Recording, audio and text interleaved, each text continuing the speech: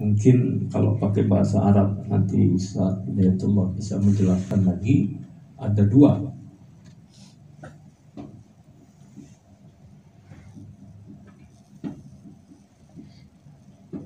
Ya. Ad-dzikra pakai ya, ada ad-dzikra. Inna nahnu nazzalna dzikra. Dzikra yang ini atau yang ini? Yang ini. Inna nahnu nazzalna dzikra. Yang ini. Jadi nanti, dan ini harus menjadi catatan ya. Itu Ustaz Hidayat tolong ditulis ya. Jadi ada dzikra, ada adzikra. Jadi adzikra kita yang dimaksud yang mana? Ya, dua-duanya. Adzikra sebagai Al-Quran, nama lain dari Al-Quran namanya adzikra, ataupun adzikra sebagai artinya peringatan. Gitu. Sebagai peringatan. Ya, adzikra ini menjadi majelis apa? Majelisnya Al-Quran. Adzikra ini menjadi majelis apa? Menjadi majelis sebagai untuk memberikan kita semua teringat kepada Allah Subhanahu wa ta'ala. Baik. Kemudian majelis adzikra ini ya, sejarahnya dulu ya. Sejarahnya dimulai dari Depok, tempat kediaman almarhum murabbi kita Kiai Haji Muhammad Arifin Ilham. Dan kalian harus paham juga sejarah. Kenapa Pak Khotib ada di sini? Pak Khotib ini adalah menjadi karib kerabat almarhum sejak almarhum bujangan dan tinggal di Depok. Bahkan dulu Pak Khotib sudah bermobil. Ketika almarhum mau khutbah atau dakwah, kadang-kadang ya diajak bareng sama beliau. Ya, makanya beliau kalau manggil Pak Khotib panggilannya adalah Abah. Ya, kan beliau kepada yang lebih tua suka memanggil itu. Baik. Dari Depok dimulai dari berapa? 8 orang. Zikirnya adalah di hari Sabtu ba'da subuh. Bahkan waktu itu belum familiar istilah waktu syuruk ya. Walaupun di mana-mana sudah, dan hadis Nabi sudah lama membicarakan tentang Isra, tapi waktu itu belum bicara tentang syuruknya. Yang jelas ba'da subuh hari Sabtu, kemudian dimulailah majlis zikir. Ya, beliau memimpin zikir di Depok. Kemudian setelah hari Sabtu berjalan, beliau sampaikan kepada kami, ya dulu mungkin saya ikut menggawangi ikatan remaja ya, dulu namanya RIS ya, Pak Rangkas ya, Pak Khotib tahu itu. Nah, kemudian saya tahun 99 sudah ketemu beliau. Kemudian saya minta ikut sama beliau, belajar sama beliau, dan ini yang menjadi catatan penting buat kalian. Dan ini para murabbi, para guru, para asatid, tolong jadi catatan. Ketika saya pertama kali datang kepada beliau minta menjadi murid, saya sampaikan, Ustadz, saya sudah selesai kuliah, saya sudah wisuda, tolong terima saya sebagai murid, saya ingin belajar sama Ustadz. Apa jawaban beliau? Ya. Antum ikut, gak usah bawa buku. Yang antum lihat bagus, ikutin. Yang menurut antum tidak bagus, tidak usah diikuti. Kesimpulannya apa? Beliau sudah menyiapkan diri untuk menjadi teladan. Ya, untuk menjadi teladan. Karena itu penting. Ada orang yang sibuk dengan keilmuan, tapi dia tidak siap untuk diikuti, tidak siap untuk kesehariannya diketahui. Tapi beliau dengan bahasa itu mengatakan, Apa yang antum lihat bagus, ikuti. Yang menurut antum tidak bagus, tidak usah diikuti. Nanti begitulah kalian anak-anakku. Jadi catatan buat kalian, kalian harus tampil menjadi tauladan. Karena boleh jadi keberkahan ilmu itu mengalir bukan hanya pada saat berada di depan kelas, kalian dianggap sebagai guru, tapi boleh jadi dalam persahabatan, dalam keseharian, dan itu menjadi penting. Nah itulah seorang murabbi nanti begitu. Dia nggak ada tutup-tutupi apa yang menjadi keseharian dia, kecuali hubungan dia dengan Allah Subhanahu wa Ta'ala. Mengapa? Nanti tauladan itu masuk dalam berbagai aspek. Nah itu yang pertama. Akhirnya kami bersama beliau, ya. Dan majlis dzikir adzikra digelar itu di awal, dan sejak awal beliau memilih waktu adalah hari Ahad pertama sampai akhir hayat beliau. Dan boleh kalian catat juga, selama dari awal majlis adzikra digelar sampai selesai, tugas beliau sebagai pemimpin dzikir, tugas beliau sebagai murabbi di adzikra, yang kami ingat hanya 2 kali meninggalkan majlis. Berarti kalau dari tahun 99 digelar sampai tahun 2000 beliau wafat 2019, berapa tahun itu perjalanan? Yang kami tahu hanya 2 kali beliau meninggalkan majelis. Saya masih ingat. Yang pertama di tahun 2005 bulan September. Ya. Mengapa saya ingat itu? Karena hari pernikahan saya. Ya, 2 bulan September ya, tahun 2005 ya. Nah, mengapa hari itu beliau ada jadwal keluar kota yang selama itu sebelumnya tidak pernah menerima, tapi menurut beliau ada sesuatu, maka beliau keluar dan beliau minta saya menggantikan beliau memimpin dzikir pada waktu itu. Dan hari itu juga ya, saya tadinya mau lamaran, nggak taunya disuruh nikah. Nah, jadi masih ingat sekali-kalinya di Depok beliau meninggalkan majelis. Yang kedua, beliau tinggalkan majelis sekali di Sentul. Berarti tadi tahun 2019 yang saya ingat kalau tidak salah bulan Januari. Ya, bulan Januari saya kembali dari umroh hari Sabtu, kemudian beliau sudah terbaring di rumah sakit RSCM di Jakarta. Kemudian yang disampaikan adalah kalau nanti beliau bisa hadir, beliau hadir, tapi kalau tidak bisa, saya siap-siap untuk menggantikan.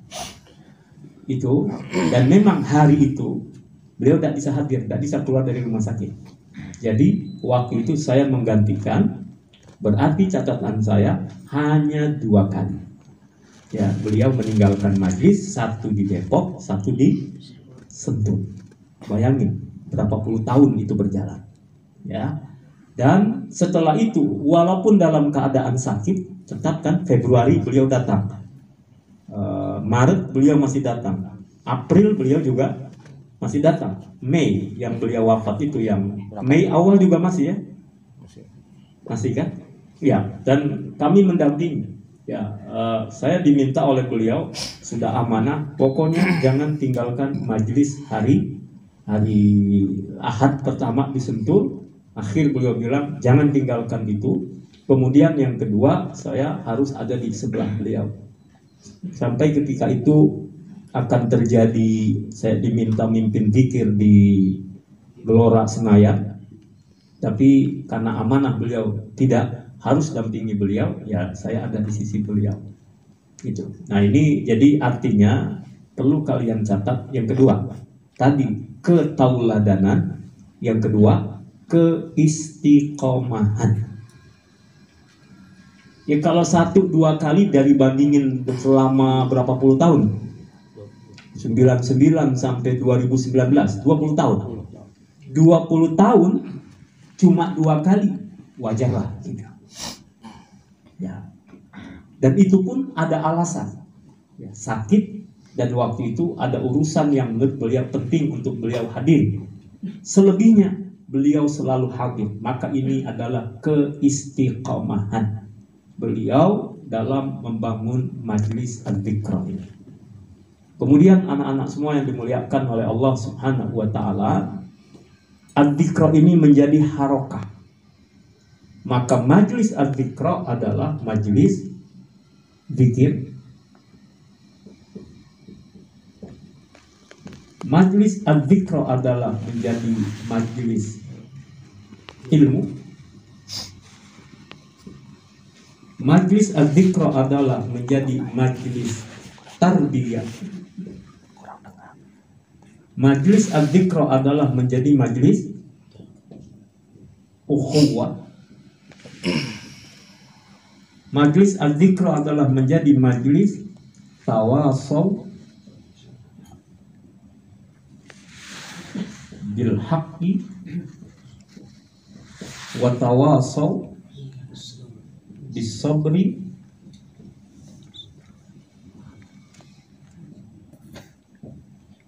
maaf tulisannya agak bagus. Kemudian wa tawasaw bil marhamah.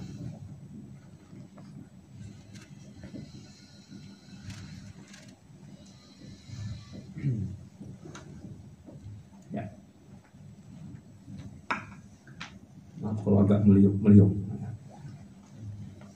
hasilnya agak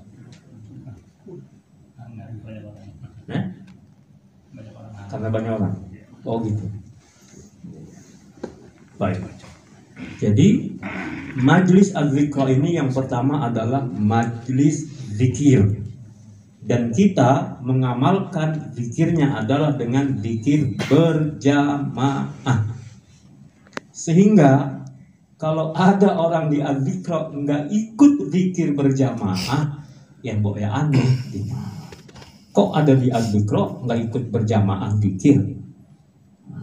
Dan ini nggak bisa lagi nanti pengurus yayasan, pengurus pesantren, pengurus sekolah, khidmat yang ada di al-dzikra ya ikut. Masa nggak ikut zikirnya? Majlisnya adalah majlis zikir. Ya.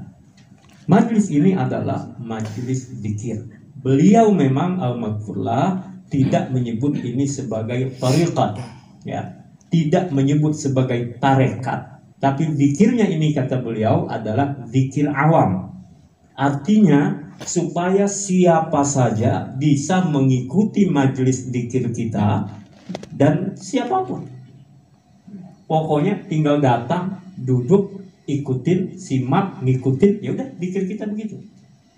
Majlis ini adalah majlis zikir. Maka nanti kalian keluar dari sini, kalian juga harus tetap mengikuti majlis zikir. Kalau bisa hadir ke sini, hadir. Atau al-dzikra menggelar zikir di mana saja, kalian hadir. Ada kakak kelas kalian yang insya Allah Abi lihat sering hadir juga, Daryl. Ya, Daryl itu ada di mana-mana. Kita di Ciledug dia datang paling depan. Nah, kita di mana lagi ada Daryl lagi. Semangat terus. Begitu. Ya, kalian harus jangan lepas dari majlis zikir. Wah, dan jangan sampai nanti kalau kalian sudah keluar dari sini tiba-tiba punya pendapat zikir berjamaah bid'ah. Ya, majlis ini adalah majlis zikir. Ya. Yang kedua, majlis ini majlis ilmu. Ya. Tidak mungkin zikir tanpa ilmu. Makanya kalian belajar di pesantren, di sekolah, yang formil, non formil, ya tetap mencari ilmu, belajar ilmu harus. Dan kalian lulus dari madrasah aliyah ini bukan berarti sudah selesai. Terus belajar dan belajar. Dan tolong catat baik-baik. Murabi kita adalah seorang pembelajar sejati. Dengan cara apa? Ya. Dulu, waktu belum zaman media sosial seramai sekarang, kami biasa waktu itu masih suka ke mall. Ke mall untuk apa? Belanja. keperluan, yang memang kebutuhan. Nah, makanya dulu pampersnya Alpin, pampersnya Amer, ya kami yang belanja bareng beliau, ambil ini, ambil itu, dorong-dorong troli gitu. Ya, artinya bukan buat jalan-jalan, tapi membeli kebutuhan. Yang kedua, seringkali apa? Beliau datang ke toko buku. Jadi rajin beli buku, dan kalau kalian lihat nanti buku-bukunya Abi Arifin itu beliau beli dan beliau baca. Sering ada coretan-coretan. Beliau rajin pakai stabilo atau pakai pulpen yang kadang berwarna lain atau warna hitam, itu beliau pakai. Dan memang betul setiap kita beli, dan perlu dicatat lagi, beliau orangnya on time. Ya, misalnya tugas dakwah di mana? Rasanya kalau yang Abi tahu, beliau nggak terlambat gitu. Pernah hampir terlambat. Kita di jalan hampir terlambat. Di jalan doa. Waktu itu pakai mobil kecil tuh, mobil Atos, Hyundai. Atos apa? Atos? Atos. Ya, mobil Atos itu mobil Hyundai. Kita ngebut beliau. Bismillah ya Allah, berdoa dulu, jangan sampai terlambat. Demi apa? Izzah beliau untuk sebagai seorang guru datang ke majelis, dan sekali lagi selama yang Abi ikut beliau nggak pernah terlambat. Jadi datang berdoa, Allah tolong, akhirnya tidak terlambat datang ke tempat itu. Begitulah kalian belajar nanti dalam berdakwah, kalian usahakan jaga waktu kalian sebaik-baiknya dan berusaha on time. Abi tadi janjinya jam 7. Sebelum jam 7, Abi sudah ada di sini. Tapi karena harus ada konsultasi dengan Dewan Syariah, dan ini momen mahal, langka, jarang ketemu beliau, ya akhirnya kita terlambat menggelar acara ini. Tapi tadi Abi berusaha sampai di sini, belajar dari murabi kita untuk on time. Jam 7 udah sampai di sini. Ya, baik anak-anakku semuanya, dan beliau pembelajar sejati. Belajar begitu. Jadi mau dakwah, kadang misalnya waktu masih panjang, sudah sampai lokasi sebelum waktunya. Beliau kadang-kadang melipir dulu, cari tempat, apakah di taman atau di masjid, di musola, kita sholat sunnah, kemudian mencatat, membaca dan mencatat. Maka kalian sekali lagi, belajarlah dari murabi kalian itu, untuk apa? Menjadi pembelajar sejati. Dan harus akrab dengan buku. Membaca, menulis, membaca, menulis, membaca, menulis. Itulah yang akan kalian sampaikan nanti dalam dakwah kalian. Jangan sampai nggak punya catatan, jangan sampai nggak punya rujukan. Walaupun hari ini gampang, tinggal googling saja, segala ada. Tapi artinya supaya al-ilmu fis sudur la fis sutur, ya, ilmu itu adanya di dada, bukan hanya dalam kertas. Kalian jangan kayak Abi sekarang. Kalau Abi ini masih fis sutur, belum fis sudur. Kadang-kadang kalau kuotanya habis repot juga tuh. Ya, atau lobet, ya, udah nyiapin bahan, nggak taunya lobet, nggak bisa kebuka. Atau yang lebih bahaya lagi, Abi ini punya keterbatasan pandangan mata.